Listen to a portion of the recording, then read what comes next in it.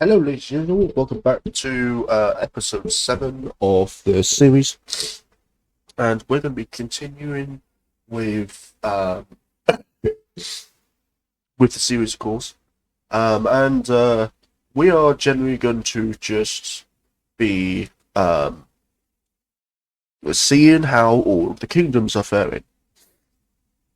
Now, last episode, um, near the end of the last episode, um, the Emberlight Kingdom and the Phoenix Kingdom went to war against each other, and the Kingdom is definitely the more powerful kingdom at the moment.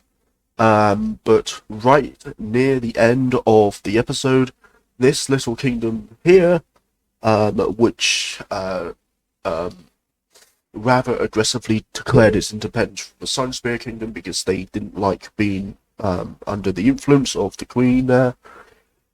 They joined in on the war as well, and they even made an alliance, a defensive alliance. So the Phoenix Kingdom and this kingdom, which I haven't named yet, and I will name it later on when it gets bigger. But we are going to be focusing on this war some more. So while this war is going on, we're going to look at the kingdom of Neptara. And Neptara declared its independence a couple of decades ago from the Seawind Kingdom, and recently they have uh, expanded their borders, and now their borders are actually um, um, they are now bordering the Sunspear Kingdom. Now, they generally don't mind this that much. The Sunspear Kingdom, they are not as focused on other things that are going on. And the reason why is because there is a war going on currently um, between the Emberlight Kingdom, which the Emberlight Kingdom is part of a economic alliance with the Sunspear Kingdom, so they are currently trading resources and whatnot. But this kingdom is this little kingdom here is definitely bringing the fight, and they are expanding quite aggressively into um, the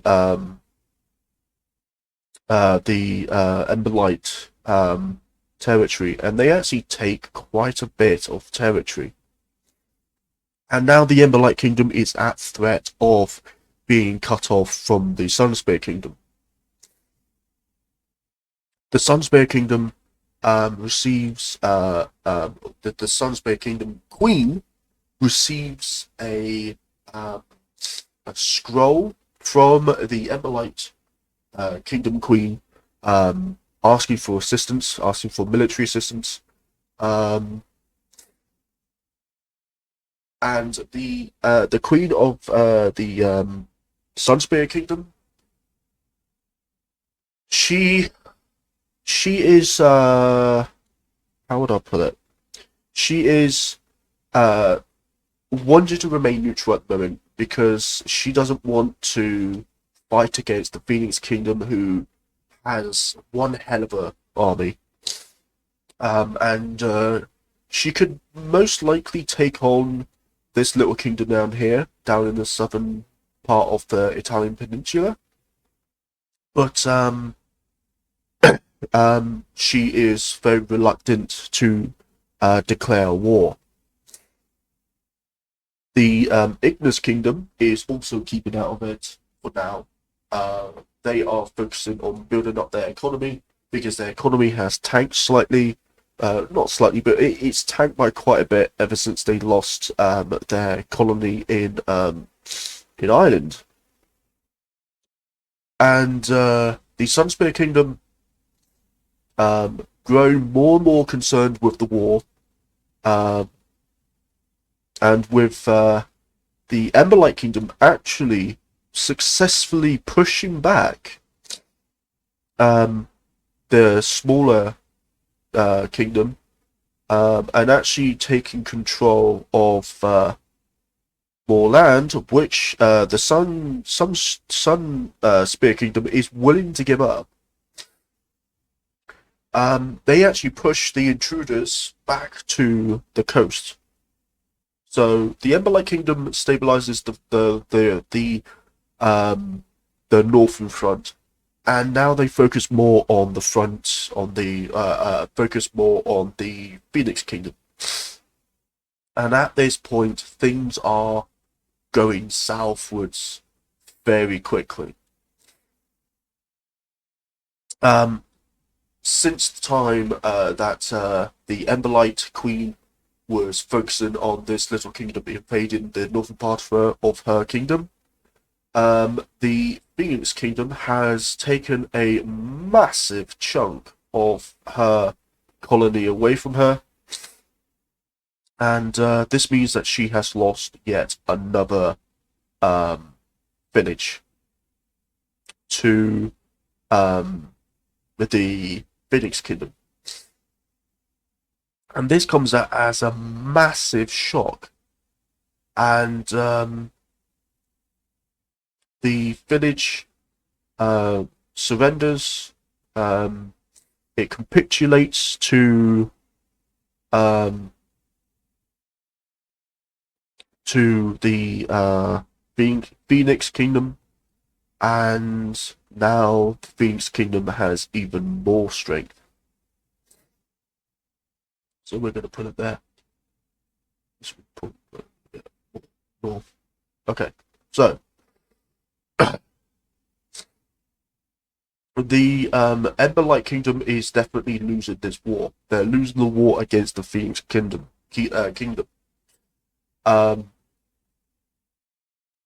And so this war continues to ensue, and it just continues on and it continues on. And the Phoenix Kingdom, they slow down in advancing into Emberlight territory, and now what they are wanting to do is they are just wanting to crash the economy of the Emberlight Kingdom.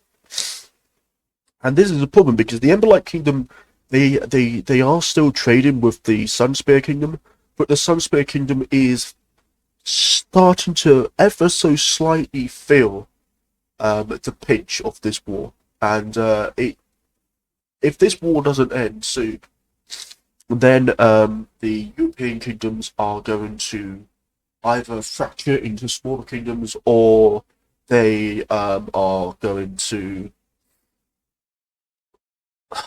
I don't know, something drastic is going to have to happen if their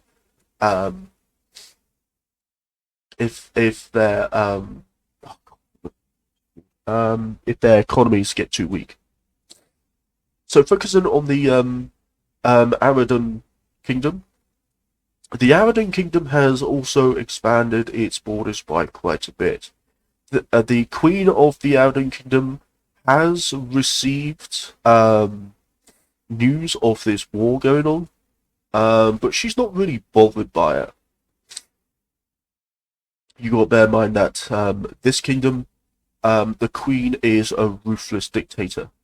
So, will she join the war? Well, probably not, honestly, because she's too far away.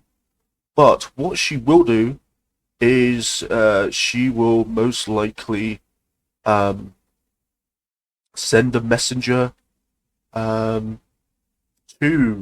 the Sunspear Kingdom and request to join their economic alliance, which will be accepted. And now, oops, let me just copy the color of this. This, please, thank you. And now this kingdom, the Aradun Kingdom, is now part of this economical alliance. Oops. So, just like the last video, this basically means that they are not part of a defensive alliance, they are part of an economical alliance, which means that they trade resources and currency and whatnot. But because they are so far away, it's going to take a bit of time for them going to start sending resources. Is this going to be enough time? Are they going to be able to send the resources in time to help stabilize the front line in the Emberlight Kingdom? Not sure. And so the relations between the Phoenix Kingdom and the Aradon Kingdom, they start to decrease. They start to become worse. And Phoenix Kingdom, they're not really that concerned. Um, uh, which I guess is a good thing because the Phoenix Kingdom can still focus on pushing in and just taking more land and also trying to crash Emberlight Kingdom's economy. And so, while this is all going on, the Sunspear Kingdom has the Sunspear Kingdom Queen and her council. They have basically completely ignored their puppet state, and behind their backs, this state suddenly declares independence. Oh dear. Independence, and they break away and they announce themselves as no longer a puppet of the Sunspear Kingdom.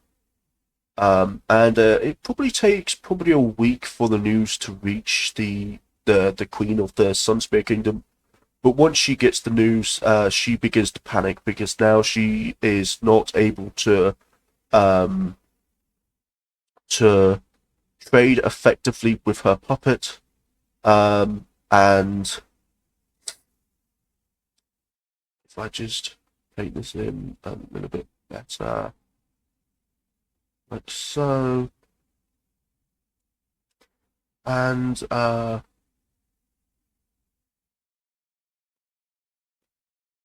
just paint that in like that. So guys, I'll be with you in a second. I'm just dealing with this at the moment. And so now, the Sunspear Kingdom has lost their, I guess you would say, their only real supply of currency and whatnot. Like, they have a steady supply of resources, and they can trade with the Emberlight Kingdom, and now they can hopefully start trading with the Aradon Kingdom, but they have lost full control of their puppet. And this puppet now declares itself as being called. Oh, my bad. Put that there. Being called. What I'll put it. Stick it here. Kingdom of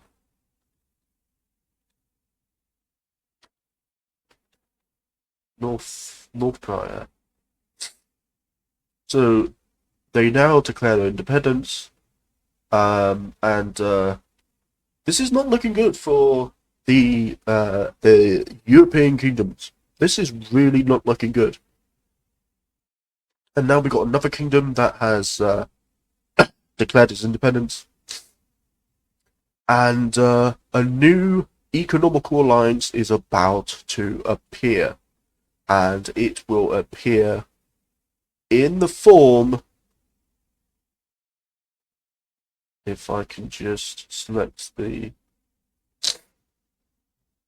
it will appear in the form, if I select the, if I just do like green color,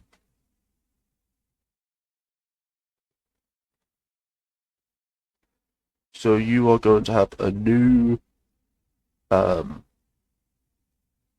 economical alliance between these two kingdoms. This is not a defensive alliance, this is an economical alliance.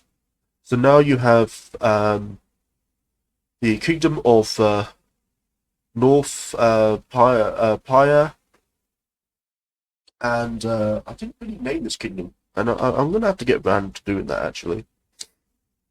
But they now have a economical alliance, so now they are trading. But there is a problem, and the problem is that the Sunspear Kingdom still controls the northeastern part of this island.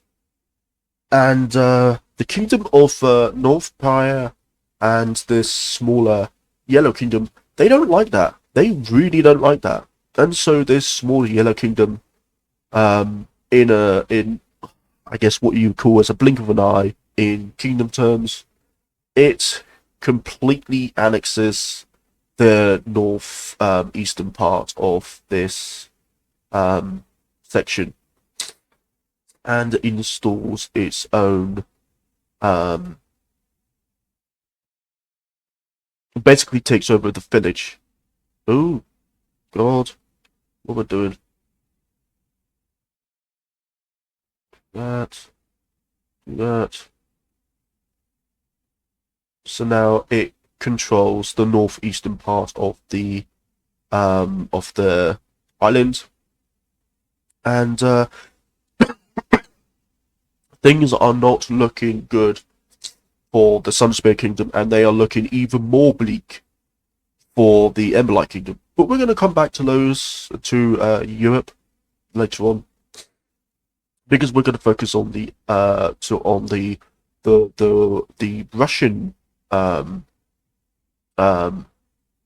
kingdoms, and they have done quite a bit of expanding. They have the kingdom of Nordara, sorry, not Nordaria, has expanded by quite a bit and has taken over some more of the terrain.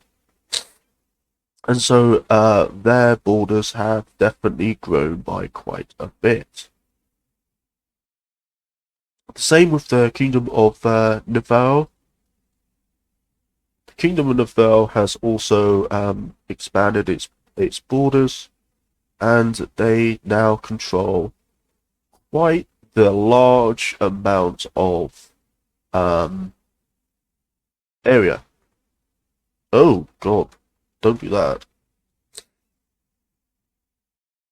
Let me paint that around that. Okay. And then do it. There you go. And so the Queen is very happy about this. She's very happy that she now has control of this whole section. But news does come eventually to these kingdoms that a war has broken out in the far west, and the far west. News does trickle in. And this worries them slightly, especially the Nordara kingdom, because they are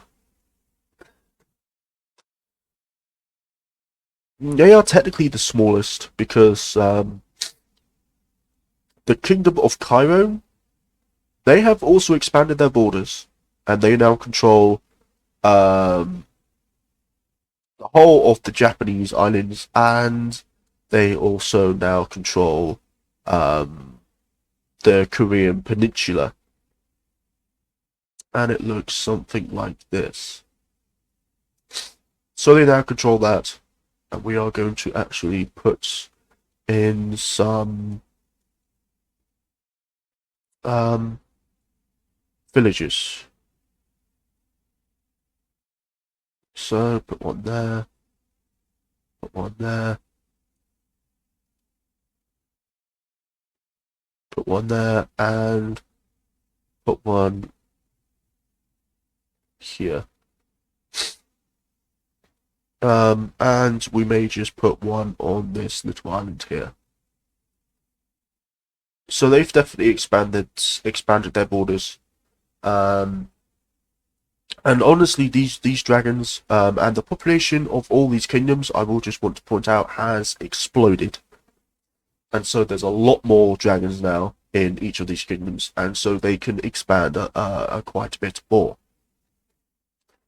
And so the Kingdom of Cairo continues to expand as it expands its borders until it meets up with its sister kingdom, and now they control honestly quite large chunk of the Asian peninsula, and they just control this whole section. They might even push around and control this whole section here, like so. So they now control this whole section, and they're not really overly worried about the war. They are worried to an extent, but they're not worried about them being dragged into the war.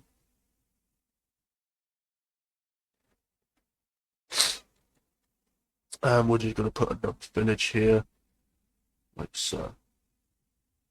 And then we're going to focus on this one and do the same for this one. Put a village there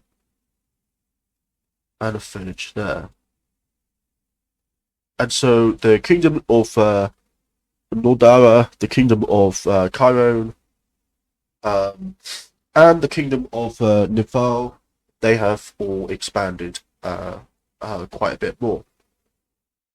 Down south, you have the kingdom of Fenholm, and the kingdom of Fenholm, they have also expanded by quite a bit, and they have taken over huge sections of land.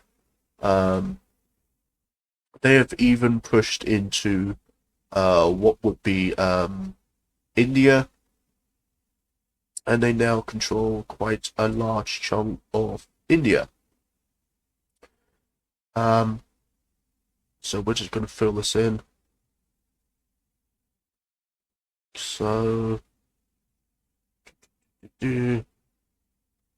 but they have also pushed northwards along the coast and filled in this area.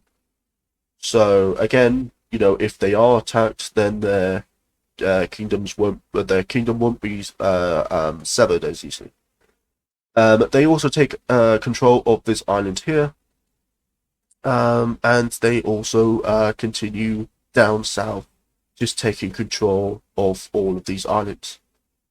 Now, they would be less aggressive than the European kingdoms, and so they wouldn't expand as much. I mean, they have expanded by quite a bit, but they generally wouldn't expand as much as the rest of the kingdoms. I'm going to copy that. I'm going to put a trading village like here. Put another one here. And then we put another one here, and then another one right here, and then most likely one on the island of Taiwan. So now they control quite a bit more of the islands and the mainland, but they're going to be going for more of a peaceful way of living.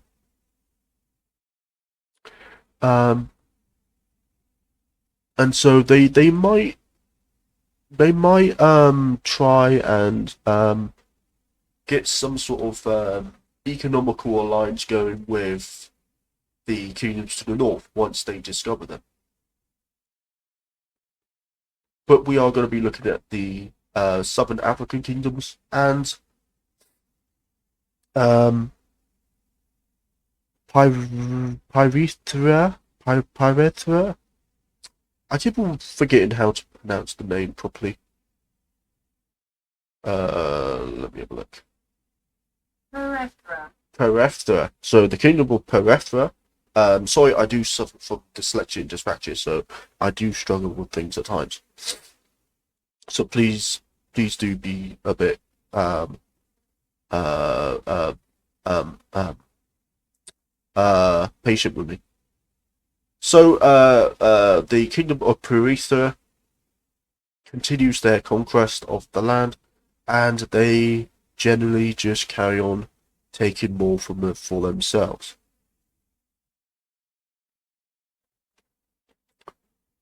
Okay. So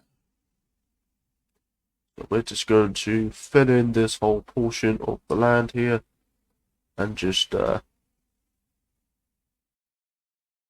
mark it as being in control of the Highwings. And by now, the kingdom of Perethra has they have declared their independence from the Highwings, from the Highwing kingdom back in their home dimension or universe or whatever. And so now they're doing their own thing, but they are still under a dictatorial rule. I think that's the right word. And so the Highwing Queen does order them to continue searching up the western side of the landmass, and just generally claim as much land as possible. While that's going on, the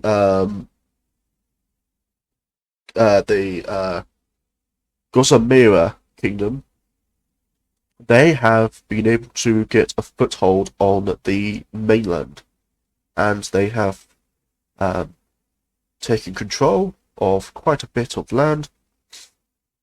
But now it is not just the Silkwings in here, but the Leafwings are also living in this kingdom as well. Because the portal of the Leafwings did open up in the southern portion of Madagascar. And so this just generally means that that most likely you're going to get either a divide or you are going to get a cooperation. Most likely a cooperation, because I just don't see the Leafwings and the Silkwings fighting, honestly, because they do have a common enemy, and their common enemy is not that far away from them. So I'm gonna just put some villages here. Oh dear. And we're also going to focus on making villages for this kingdom. Like so.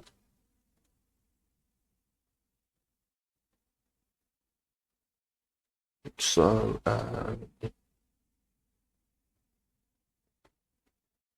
Like so. And then maybe like one here. Instead of these being villages, they'll most likely be hives, and so they will all be under control of the queen, and she would most likely move her hive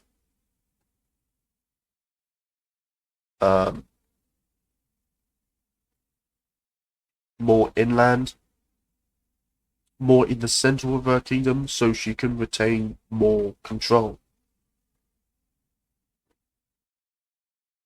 So we're actually going to get rid of that one. There you go.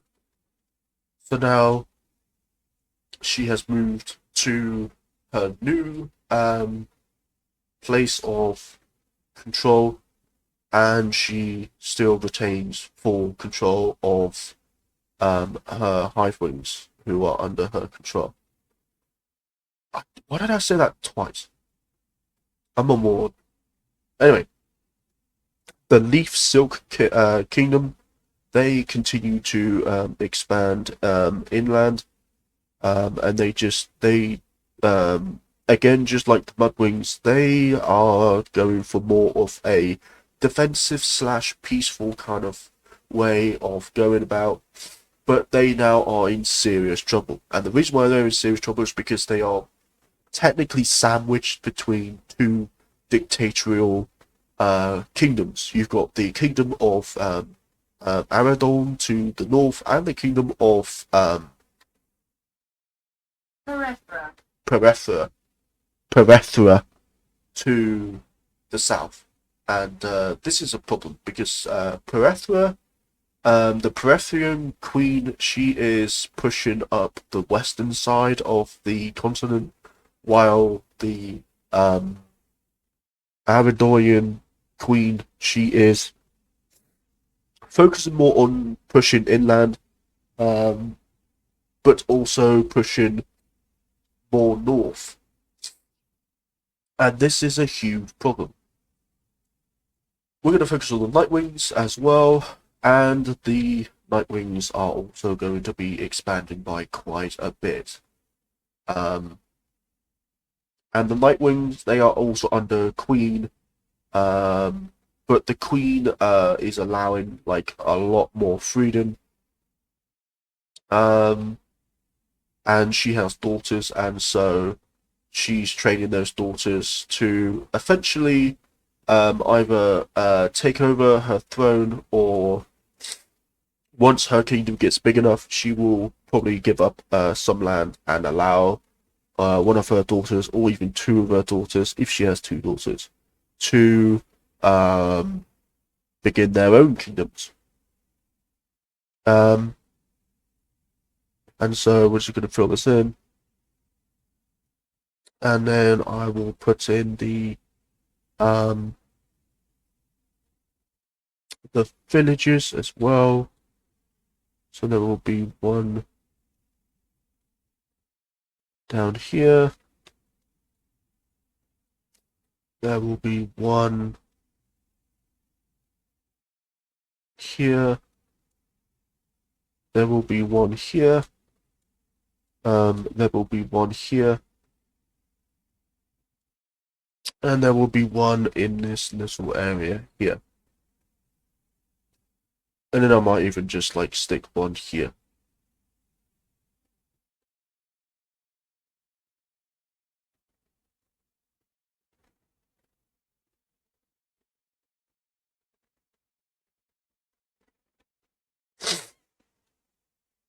Okay, so the queen of this kingdom,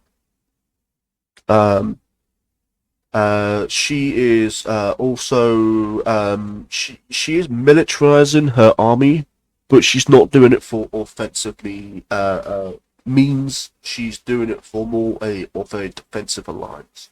So you have kingdoms here which are doing more of militarizing for defensive alliance, and then you have dictatorial kingdoms who are aggressively expanding, but also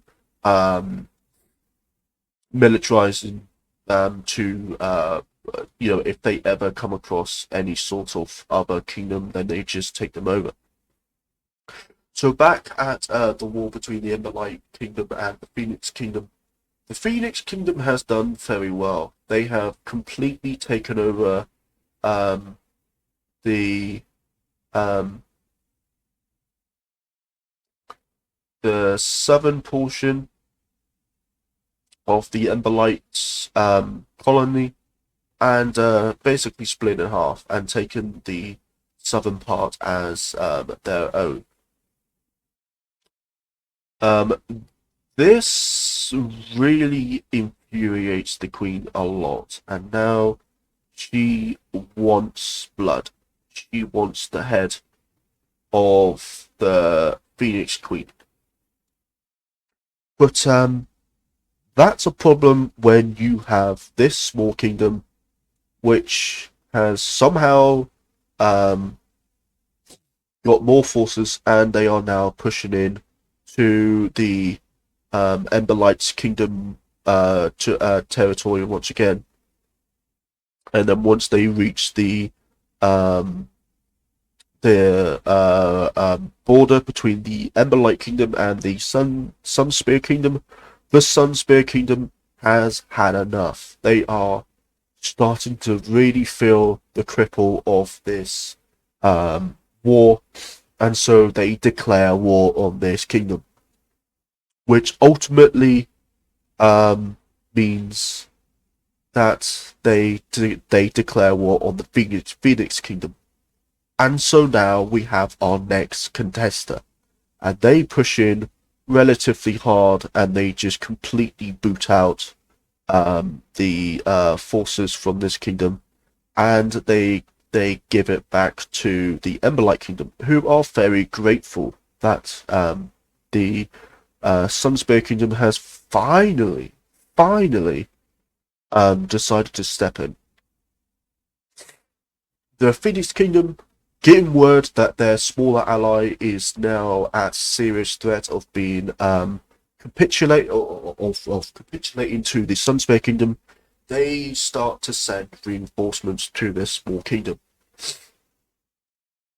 So the Sunspear Kingdom, the first thing they do is they take over the island, and they take it over with relatively ease, and they capture quite a few soldiers, quite a few dragon soldiers, and then they start to push in really hard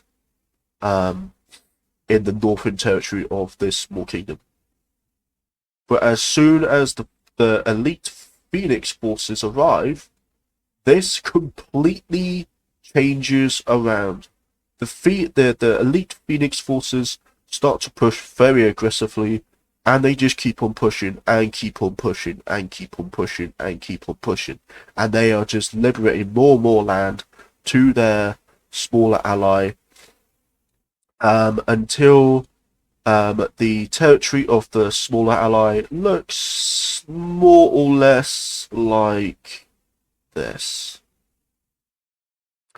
And this is a humiliating defeat for the Emberlight Kingdom, and an even bigger defeat for the Sunspear Kingdom, because now the Queen of the Sunspear Kingdom is probably feeling extremely embarrassed. Oh yeah, I'll just take those over as well. So this kingdom now has control of basically the whole of northern Mediterranean, as well as the Adriatic Sea.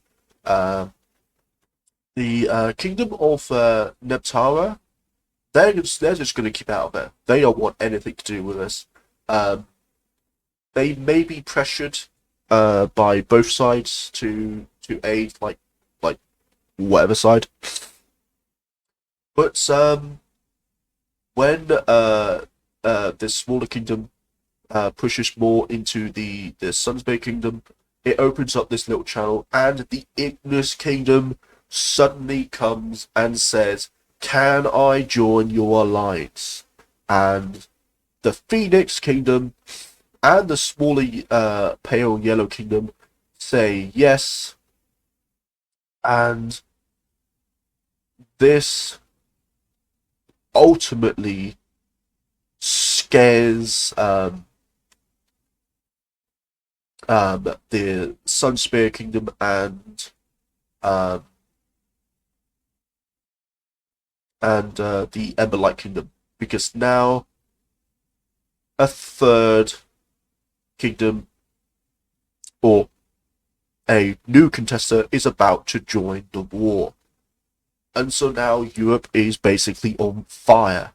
Europe is burning, and you have this huge war going on, absolutely giant war. And so the Ignis Kingdom, they jump in, and the first thing they do is before they even start to attack any of the kingdoms, they reinforce their northern coastline. So if the Sunspear Kingdom even attempts to try and do an overseas invasion, then they're going to struggle. And then once that is done, then they start to push southwards into the Emberlight Kingdom territory, and they push pretty damn hard, and they keep on pushing, and just keep on pushing. So the Ignis Kingdom and this smaller kingdom, which hopefully you guys will give me a name to name them, they just take more and more and more land. And so we are now finding this problem where right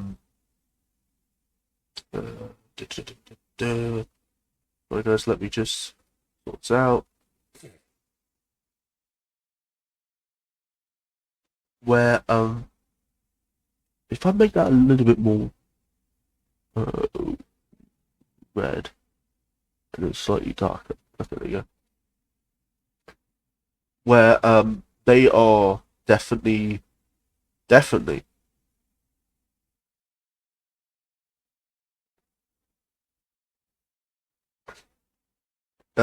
expanding their borders. The queen of this small kingdom moves her capital to the central part of the Italian peninsula, and she also orders that a few training villages to be constructed, so that weapons and supplies can be easily traded. And so you get something which looks like this.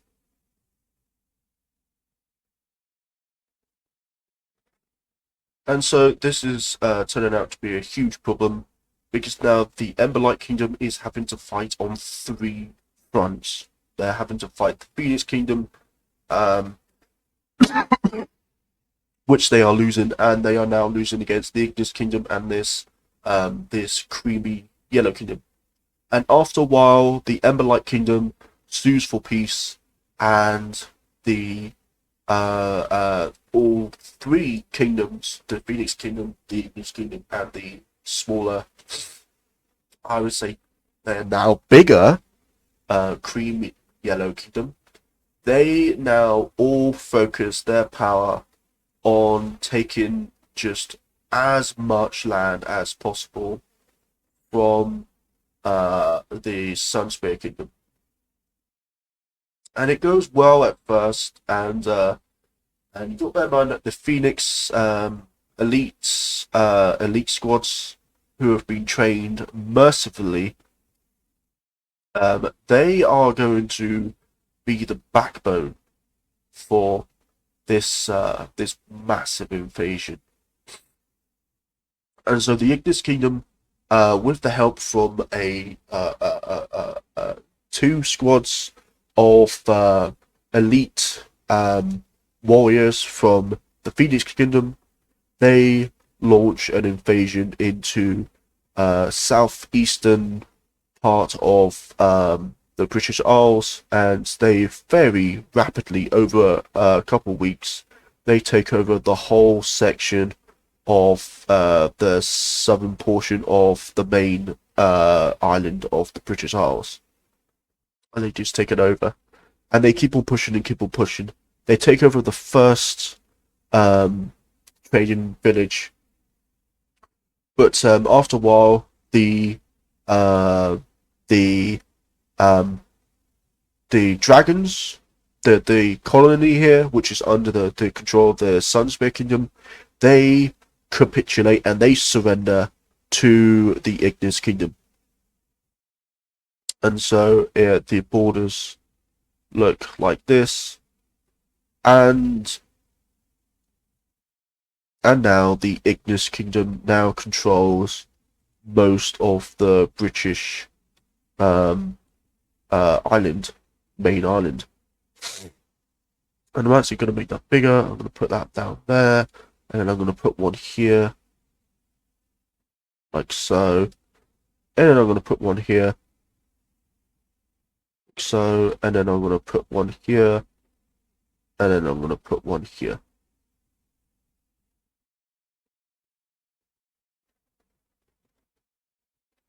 Okay. So after some time, after quite a lot of fighting actually, um, can I get rid of that one? Oh, can I get rid of this? Yes, I can. There you go.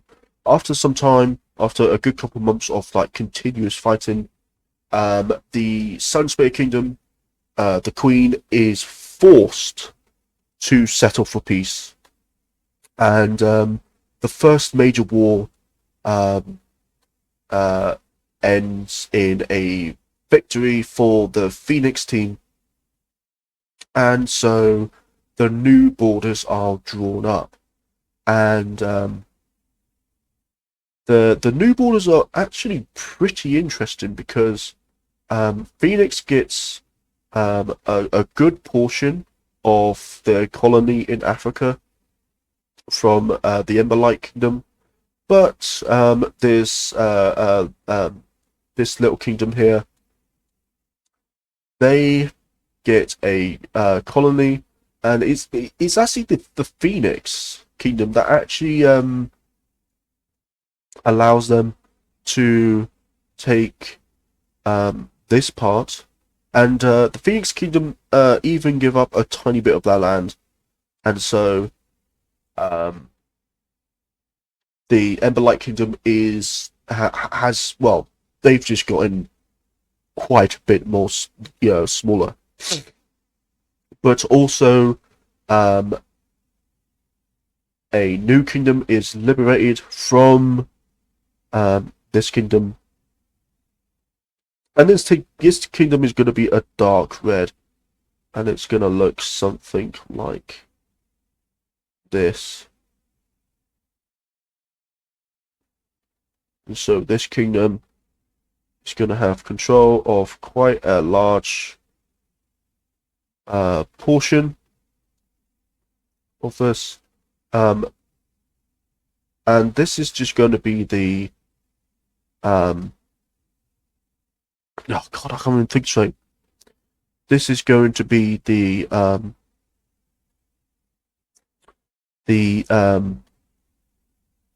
the treaty of what they want. So I'm going to make the new palace.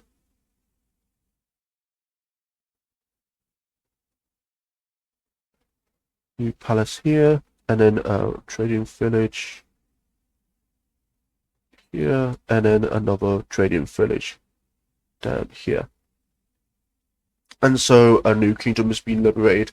The Emberlight Kingdom's economy is in shambles at the moment, and the Sunspear Kingdom, they have suffered a lot as well. They have to give up quite a bit of land to the Ignis Kingdom, which really annoys the Queen. She's really upset about this, but she has to give up all this land here. She has to. She's been forced to do so. To give up all this land, like so. And the Cream Yellow Kingdom also gains quite a bit of land as well. I'm going to try and not take as much land away from the Netara Kingdom. Actually, I'm probably going to fix up the borders here. Like so. And so the new borders have been set. And it was awful to begin with for the Emberlight Kingdom. The Emberlight Kingdom, yes, they did not start the war, but they suffered big time. They suffered dramatically from this loss. and it is actually really unfortunate by how much they suffered. This small kingdom here, um, they are actually going to join the, if I can do it properly, join the economical alliance of the Emberlight Kingdom and the Sunspear Kingdom. So I'm actually going to make it 2, and I'm going to increase the size of it. So the Sunspear Economical Alliance has just gained another member. Is this bad? Not really. I mean, it's not a defensive alliance, so they, the Phoenix team or the Phoenix Alliance doesn't really need to panic that much. And so you've had your first. It's not really a world war. It's just a continental war, and so that's all happened. But the Kingdom of Aradon, they weren't really part of the war. They were sending materials, resources, and whatnot to the Sunspear Kingdom and the Emberlight Kingdom, but not once did they send military personnel, because A, they didn't want to lose land in case if the Emberlight Kingdom and the Sunspear Kingdom lost, which they did, and B, they were still focusing on expanding, and they genuinely didn't want to fight. They just didn't want to fight at all. And so economical alliances have expanded. The defensive alliances have also expanded. And so, yeah, this has turned out to be one hell of an episode. This war has definitely taken a turn. The war is now over, obviously. But boy, wasn't it a war and a half. So thank you guys for watching this video. If you did like this video, give it a thumbs up. If you didn't like this video, give it a thumbs down. Put in the comment section how, if you were in charge of, say, the Emberlight Kingdom, or the Phoenix Kingdom, or the Sunspear Kingdom, or the Ignis Kingdom, how would you deal the war differently? Would you, how would you strategize with the war differently? Anyway, guys, I'm going to see you guys later. Peace!